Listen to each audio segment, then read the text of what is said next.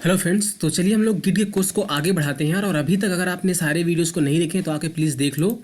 अभी मैं क्या करने वाला हूँ, अपने देखिए लास्ट वीडियो में हमने देखा था कि जब भी हम जैसे हमारे पास यहाँ पर कुछ वर्क है ना, और मैं एक काम कर लेता हूँ, मैं यहाँ पर लिखता हूँ गिट रिमोट। ओके, यहाँ पर हमने एक ओरिजिन सेट करके रखा है। ओके, मैं एक काम कर लेता हूँ, मैं यहाँ पर ना एक फोल्डर बना लेता हूँ लेट से। तो मैं इसका सिंपली नाम रख लेता हूँ गिट डेमो 18, और कुछ भी फोल्डर का नाम हो उससे हमसे ज़्यादा मतलब नहीं है। मैं यहाँ पर अपने गिट बैश को ओपन कर लेता हूँ। ओके, और सबसे पहले मैं इसको सिंपली गिट इनिट कर देता हूँ, और मैं सिंपली एक क्या करता हूँ, मैं एक फाइल बना लेता हूँ टच लेट से फाइल 11.txt नाम से हमने एक फाइल बना लिया। फाइल में मैं कुछ कंटेंट ऐड नहीं कर रहा हूँ, और मैं यहाँ पर ओरिजिन को सेट कर रहा हूँ। ओके, पहले सबसे पहले मैं क्या कर लेता हूँ, इसको स्टेज कर लेता हूँ। स्टेज के बाद मैं इसको कमिट भी कर देता हूँ, गिट कमिट -m, और मैं सिंपली INITIALCOMMIT कमिट कर दिया। ओके, और मैं सिंपली अब मैं अपने रिमोट का लोकेशन ऐड करूँगा, गिट रिमोट ऐड ओरिजिन। और मैं क्या करता हूँ, मैं इस वाली रिपोजिटरी का रिमोट ऐड करने वाला हूँ, मतलब इसका URL कॉपी करके। पिछला वीडियो आई होप कि आपने देखा होगा, और मैं इसको इंटर कर देता हूँ। और इंटर करने के बाद, क्योंकि अब इस रिपोजिटरी में पहले से कुछ कंटेंट है, ये एक इम्पटी रिपोजिटरी नहीं है। अगर इम्पटी रिपोजिटरी होती और इस टाइम पर मैं अपने चेंज को पुश कर देता तो वो सारा का सारा चेंज हमारे यहाँ पर आ जाता। लेकिन प्रॉब्लम ये है कि जो भी लोकेशन, जो भी ओरिजिन हमने ऐड किया, उस ओरिजिन पर पहले से कुछ काम है, कुछ वर्क है, और वो वर्क हमारे इस लोकल रिपोजिटरी में नहीं है। तो अगर मैं यहाँ पर git push -u origin master करूँगा तो वो हमें इरर दे देगा। इरर क्या देगा कि वो हमारे चेंज को रिमोट पर पुश नहीं कर सकता, क्योंकि रिमोट पर कुछ वर्क है जो हमारे इस लोकल सिस्टम में नहीं है। और इसी इरर को हमने बताया था लास्ट वीडियो में कि हमने उसको फोर्सफुली -f ऑप्शन के साथ में हमने क्या किया था, -f ऑप्शन के साथ में पुश कर दिया था। तो उस तरह से ये हमारा चेंज हमारे रिमोट पर पहुंच गया था। लेकिन हम यहाँ पर नहीं चाहते कि जो हमारा रिमोट वाला वर्क है वो लूज़ हो जाए, उसको हम लूज़ कर दें। तो तरीका, मेथड क्या हो सकता है कि आपका जो ये चेंज है इस टेस्ट रिपो पर, पहले आपको ये चेंज अपने इस लोकल रिपोजिटरी में रख लेना चाहिए, लोकल सिस्टम में आपको रख लेना चाहिए। तो आप क्या कर सकते हो, एक होता है क्लोन कमांड। अब आप क्लोनिंग के बारे में सीख रहे हो, आपको क्या लिखना है, गिट क्लोन, ऐसे लिखना है आपको लिखना है गिट क्लोन। और जिस भी रिपोजिटरी को आप क्लोन करना चाहते हो उसका URL यहाँ से ये कॉपी करके इसको यहाँ पर आपको पेस्ट करना है। ओके, फिर से मैं कॉपी कर लेता हूँ। उसको आपको सिंपली कॉपी करना है, और कॉपी करने के बाद आपको क्या करना है, पेस्ट कर देना है। तो ये क्या करेगा, क्लोन कर देगा आपके उस रिपोजिटरी को। और देखिए ये सब कुछ हमारा हो गया। तो यहाँ पर देखिए ये जो टेस्ट रिपो 16, इसी वाली रिपोजिटरी का तो हमने यहाँ पर URL देके क्लोन किया, तो ये वाली रिपोजिटरी यहाँ पर आ गई है। और इसके अंदर अगर आप जाके देखो, ये ऑलरेडी एक हमारी गिट रिपोजिटरी है। इसके अंदर देखिए .git फाइल है कि नहीं है ना। और वैसे भी कोई भी जो यहाँ पर आपका चेंज होगा वो एक गिट रिपोजिटरी में ही होगा, है ना। आप पहले गिट रिपोजिटरी बनाते थे अपने फोल्डर को, उसके बाद पुश करते हैं। तो कोई भी पहले अपने फोल्डर को गिट रिपोजिटरी बनाता है, उसके बाद पुश करता है। और इसीलिए जब आप क्लोन करोगे तो आपका जो ये फोल्डर है, जो भी आपका क्लोन हुआ, ये एक गिट रिपोजिटरी होगा। समझ बात आई।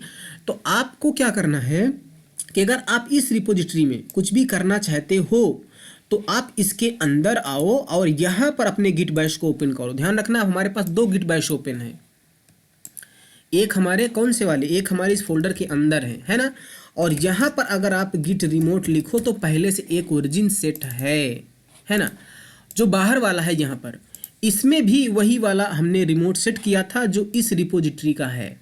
तो ये मेथड जो हम लोग पहले यूज कर रहे थे वो गलत था, हमारा मेथड गलत था।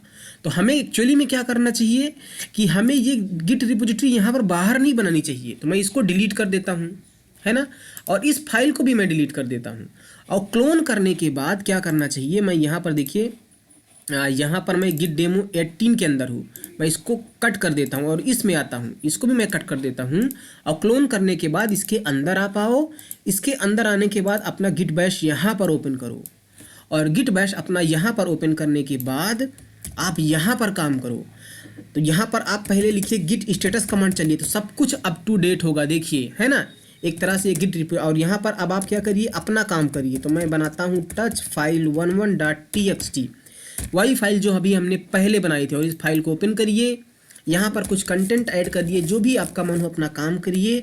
और काम करने के बाद आपको सिंपली कुछ नहीं करना है, सिर्फ और सिर्फ पुश करना है। सबसे पहले आप गिट स्टेटस कमांड चलेगा, बताएगा मॉडिफाई हो गया, तो मॉडिफाई होने के बाद आपको इसको स्टेज करना पड़ेगा। और स्टेज करने के बाद अपना कमिट दीजिए, गिट कमिट। लेट से मैं यहाँ पर लिखता हूँ फाइल 11 एडेड, ओके। और आप लिखिए git push -u origin master, ऐसे लिखिए आप, है ना। अच्छा, जब आप यहाँ पर ओरिजिन लिख रहे हो तो आपको पता है कि आपके रिमोट का नाम क्या है, ओरिजिन है। नहीं तो पहले आप एक बार यहाँ पर गिट रिमोट चला करके देख लो, ओरिजिन नाम है ना। फिर क्या लिखोगे आप, git push -u origin master, git push -u origin master. तो अब जो आपने ये चेंज किया, ये चेंज आपके वहाँ पर उस वाली रिपोजिटरी में पहुँच जाएगा। और यहाँ पर आप आइए, इसको आप रिफ्रेश करिए, और जो भी आपकी फाइल थी फाइल 11, ये देखिए आ गई है ना। और इस फाइल को आप ओपन करके देखिए, यहाँ पर आपका वो सारा कंटेंट आ गया है। तो आपने क्या देखा कि जब पहले से अगर आपके पास कोई रिपोजिटरी हो और उस रिपोजिटरी में आप अपने चेंज को पुश करना चाहते हो, तो पहले आपको इस रिपोजिटरी को क्लोन करना पड़ेगा। इस रिपोजिटरी का जो कुछ भी चेंज है उसको आप पहले क्लोन करो। क्लोन करने के बाद आपको वो पूरी रिपोजिटरी मिल जाएगी। उसके अंदर जाओ, और उसके अंदर जाने पर ये आपकी एक गिट रिपोजिटरी है, जहाँ पर अपने गिट बैश को ओपन करो, अपना काम करो, अपने काम को स्टेज करके कमिट करो और पुश कर दो। तो ये होता है क्लोनिंग का प्रोसेस, है ना। अच्छा, आप बताइए, अगर मैं यहाँ पर लिखता हूँ गिट लॉग -1 लाइन, देखिए अभी जो हमने मारा था कमिट, वो ये वाला कमिट है। उससे पहले ये सारे कमिट्स हमारे इस रिपोजिटरी में थे जिसको हमने क्लोन किया था। तो सब कुछ यहाँ पर ये सारी चीज़ें आपको इन्फॉर्मेशन दे देगा। तो ये होता है क्लोनिंग का प्रोसेस, है ना। अच्छा देखिए, यहाँ पर अभी हमने इस गिट डेमो 18 फोल्डर के अंदर हमने इसको क्लोन किया था, है ना। मान लीजिए मैं एक काम करता हूँ, मैं अपने इसको बंद कर देता हूँ और यहाँ पर मैं गिट बैश ओपन करता हूँ। यहाँ पर फिर से मैं अपना गिट बैश ओपन करता हूँ और मैं फिर से क्या करता हूँ, मैं लिखता हूँ गिट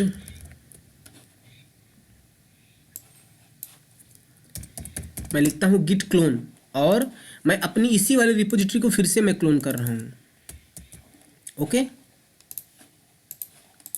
और मैं इसको पेस्ट करूंगा, और आगे आप स्पेस दे करके यहाँ पर नाम भी लिख दीजिए। मैं लेट से मैं इस अपने फोल्डर का नाम देना चाहता हूँ गिट डेमो 19। तो अभी हमने जब नाम नहीं दिया था तो रिपोजिटरी के नाम से ही फोल्डर बना दिया था उसने।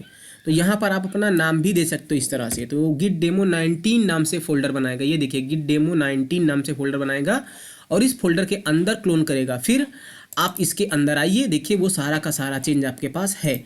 अभी जो ये आपका टर्मिनल है, जो ये गिट बैश है, कहाँ ओपन है, ये गिट डेमो 18 फोल्डर के अंदर है ना, यहाँ पर है। यहाँ पर आप यहाँ पर हो, आपको इस गिट डेमो 19 फोल्डर के अंदर जाना है।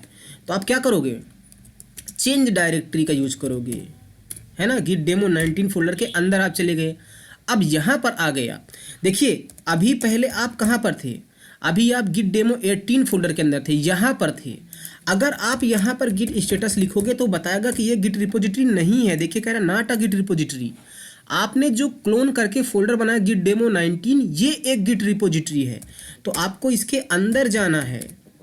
मैं इसके अंदर चला गया, अभी हमारा टर्मिनल यहाँ पर ओपन है, टर्मिनल गिट बैश, ओके। और अब आप यहाँ पर गिट स्टेटस लिखोगे तो बताएगा कि सब कुछ आपका वर्किंग ट्री क्लीन है, सब कुछ आपका परफेक्टली है। पहले क्या बता रहा, नॉट अ गिट रिपोजिटरी। तो अब आपने क्या सीखा कि पहले से अगर आपके पास कोई एग्जिस्टिंग रिपोजिटरी है और उस रिपोजिटरी पर आप काम करना चाहते हो और उसका चेंज आपके लोकल सिस्टम में, लोकल रिपोजिटरी में नहीं है, तो आपको पहले इसे क्लोन करना पड़ेगा। क्लोन करने के बाद आपको उस फोल्डर के अंदर जाना पड़ेगा और उसके अंदर अपना गिट बैश ओपन करिए और यहाँ पर अपना काम करिए, उसको कमिट स्टेज करिए, कमिट करिए और अपने चेंज को रिमोट पर पुश करिए, है ना। मतलब कि आपको ये सारी चीज़ समझ में आई होंगी। अच्छा, अभी तक देखिए आपने क्या किया था आपने अपनी ही रिपोजिटरी को क्लोन किया था, है। थोड़ा सा और समझिए, आपने अपनी ही रिपोजिटरी को क्लोन करके उसमें चेंज करके अपने चेंज को यहाँ पर पुश किया है। मान लीजिए किसी दूसरे की कोई रिपोजिटरी हो, है ना। अभी देखिए आपने जो यहाँ पर चेंज किया, फाइल 11.txt ऐड किया, उसको आपने डायरेक्ट यहाँ पर पुश कर दिया।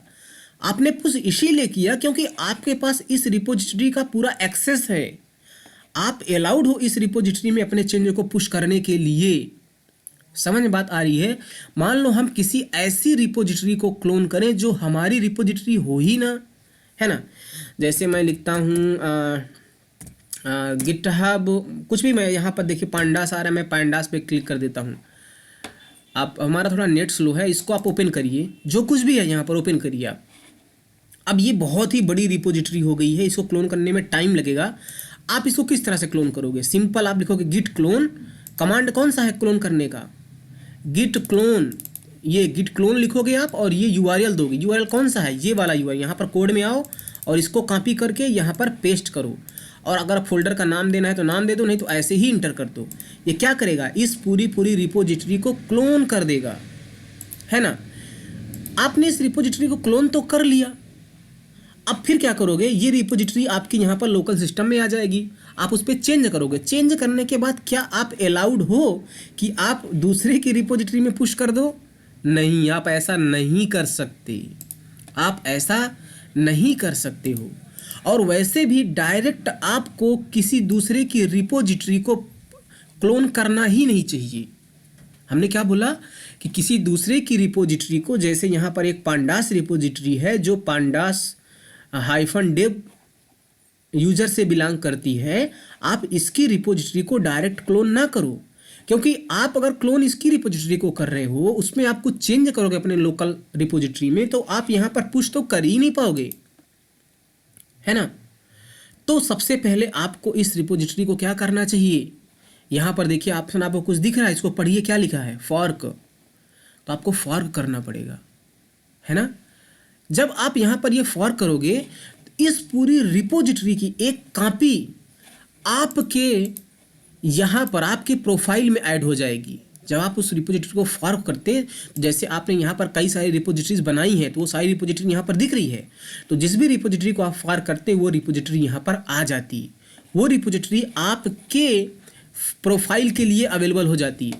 फिर आप अपनी उस रिपोजिटरी को क्लोन करते और फिर चेंज करने के बाद स्टेज कमिट करते, उसके बाद पुश करते, और पुश करने के बाद आप अपने रिपोजिटरी में पुश कर रहे होते, क्योंकि आपने ये जो पांडास की लाइब्रेरी थी इसको आपने फोर्क कर लिया, तो ये रिपोजिटरी आपके प्रोफाइल के लिए एक कॉपी हो गई। ये पूरी कॉपी आपके प्रोफाइल में पहुंच जाएगी।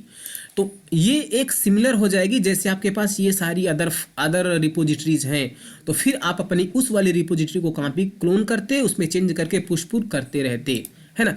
अच्छा, फोर्किंग का कॉन्सेप्ट क्या होता है, हम लोग यूज़ क्यों करते हैं? देखिए, जब भी आप ओपन सोर्स प्रोजेक्ट वगैरह प्रोग्राम जो भी होते हैं उसमें जब आप कंट्रीब्यूट करते हो ना, तब ये सारी चीज़ें काम होती है। तो इसको अपने अगले वीडियो में डिटेल में समझेंगे कि हम लोग फोर्किंग क्यों यूज़ करते हैं, कैसे यूज़ करते हैं। ओके, तो अभी के लिए आई होप कि आपको समझ में आया होगा थोड़ा बहुत ये क्लोनिंग क्या होता है। So thank you.